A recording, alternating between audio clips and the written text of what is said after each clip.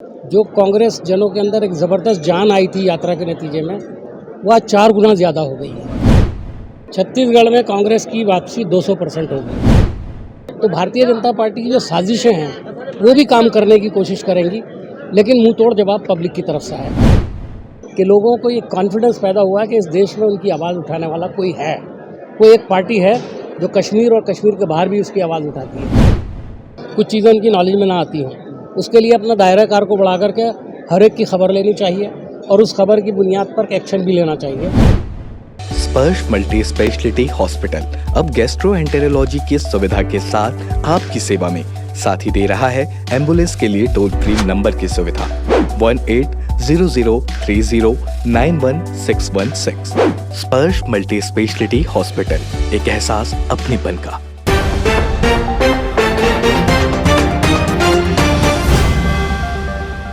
नमस्कार, मैं हूं मयंक चतुर्वेदी, तीरंदाज न्यूज़ से। आज हम लोग हैं रायपुर में आयोजित हो रहे कांग्रेस के अधिवेशन में, राष्ट्रीय अधिवेशन में, और हमारे साथ हैं मीम अफजल साहब जो कि कांग्रेस के स्पोक्स पर्सन हैं, और इसके अलावा जो पिछला विधानसभा चुनाव जो छत्तीसगढ़ का हुआ था उसके इंचार्ज भी रहे हैं। आज हम जानते हैं, अफजल साहब से मुलाकात करते हैं और जानने की कोशिश करते हैं कि इस अधिवेशन में आज इस बार खास क्या है।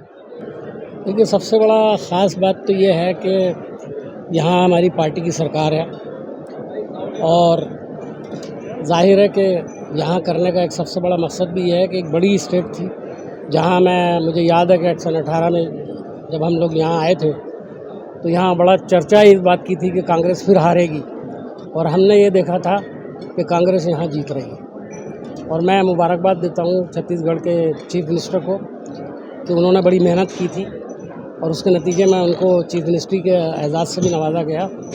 और उन्होंने उसके बाद छत्तीसगढ़ के अंदर जिस तरह से पार्टी की दिशा को देखते हुए, पार्टी के आह्वान पर, पार्टी की प्रॉमिसेस को जिस तरह से पूरा करने का काम किया, तो उनका हक बनता था कि अधिवेशन यहाँ हो।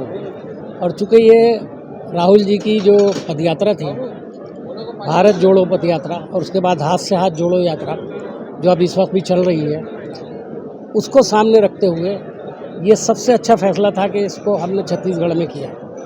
अधिवेशन तो बहुत सारी जगहों पर हुए हैं, मैंने कई अधिवेशन पहले भी अटेंड किए हैं, लेकिन यहाँ जितनी बड़ी जगह है, जिस तरह के इंतजामात हैं, मैं छत्तीसगढ़ के चीफ मिनिस्टर साहब को ख़ास तौर पर इसके लिए मुबारकबाद पेश करता हूँ। और जाहिर है कि इसके एक पॉलिटिकल रिपरकशंस जो होंगे वो आपको नज़र आएंगे आने वाले वक्त के अंदर।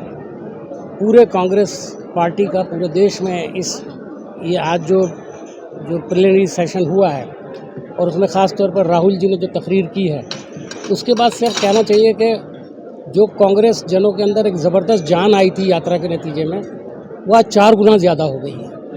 और मैं समझता हूँ कि इसका बहुत बड़ा असर होने वाला है। अच्छा, इस साल जो है चुनाव है विधानसभा का छत्तीसगढ़ में, और अगले साल जो है लोकसभा का चुनाव है, तो इस बार आपको क्या लग रहा है कि छत्तीसगढ़ में कांग्रेस की वापसी होगी और केंद्र में कांग्रेस की वापसी होगी क्या? छत्तीसगढ़ में कांग्रेस की वापसी 200% होगी।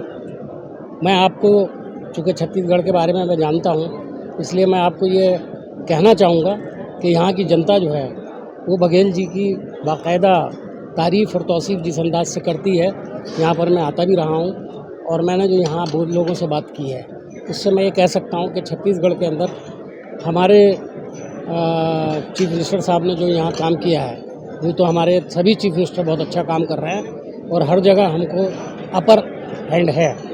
और इसी तरह से मैं समझता हूँ कि यहाँ पर दोबारा सरकार बनेगी और राहुल जी ने ख़ास तौर पर छत्तीसगढ़ पर, और हमारे अब मौजूदा जो चेयरमैन, हमारे जो अध्यक्ष बने हैं मल्लिकार्जुन खड़गे जी, वो भी छत्तीसगढ़ के ताल्लुक से बहुत पॉजिटिव एक उनकी सोच है।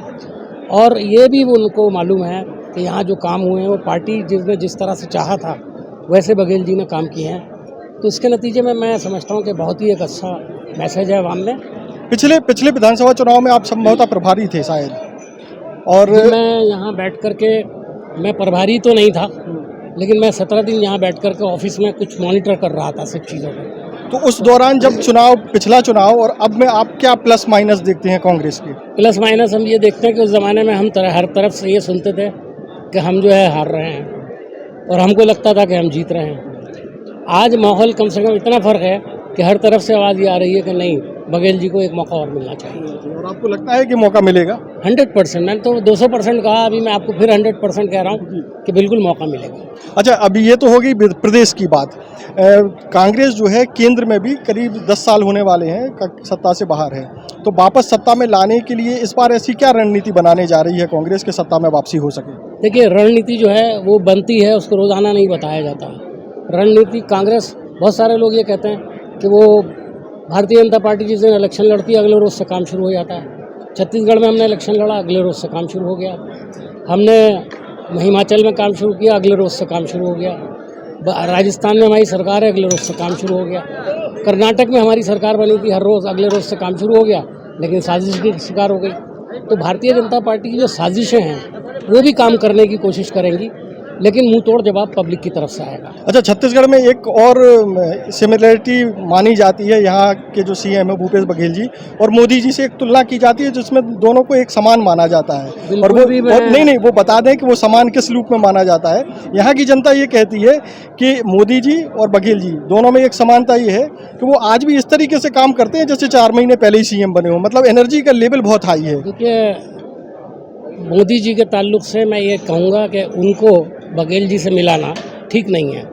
मैं तो इसे पसंद नहीं करूँगा, क्योंकि बघेल जी का काम करने का स्टाइल दूसरा है। जब रमन सिंह की सरकार थी तो बघेल जी ने उनका स्ट्रगल देखा है पिछले 5 साल के अंदर। जो 10 साल सरकार रही उसमें बघेल जी जब पीसीसी चीफ हुए थे, उन्होंने जो यहाँ मेहनत की थी, जिस तरह से लड़ाई लड़ी है, यहाँ कांग्रेस के सब जनों ने लड़ाई लड़ी है, लेकिन जिस अंदाज से उन्होंने लड़ाई लड़ी और खाली हाथ पैरों से लड़ाई लड़ी है उस शख्स ने, तो मैं उनकी बड़ी प्रशंसा करता हूँ। मैं समझता हूँ कि हमारे अगर इस तरह के जो एक तरह के कांग्रेस के लीडर्स इस तरह के हैं जो बाकायदा ज़मीन पर रह कर के काम करते हैं, अगर वो मेहनत करते रहेंगे तो कोई हमें 24 के अंदर आने से रोक नहीं पाएगा। अच्छा, हमारा अंतिम सवाल ये है कि राहुल गांधी जी ने अभी जो भारत जोड़ो यात्रा की, कश्मीर से कन्याकुमारी तक गए, उसको आप कांग्रेस को सत्ता में वापस लाने में कितना कारगर मानते हैं? देखिए, इस बात के ताल्लुक से हम पहले दिन से कह रहे हैं और ख़ुद राहुल जी ये बात कहते थे कि हमारा इस यात्रा को लेकर के कोई सियासी मकसद नहीं है। हम इसको जीत और हार के लिए कर ही नहीं रहे।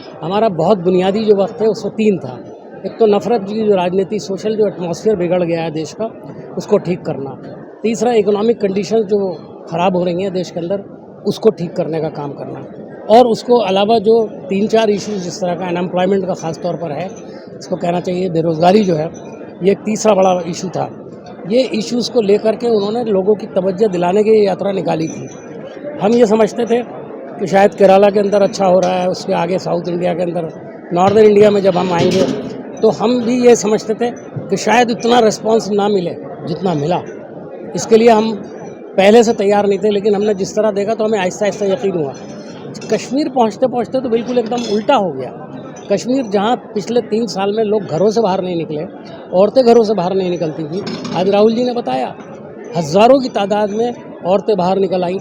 सड़कों के ऊपर मर्दों से ज़्यादा बहुत सी जगहों पर औरतें नज़र आ रही थी।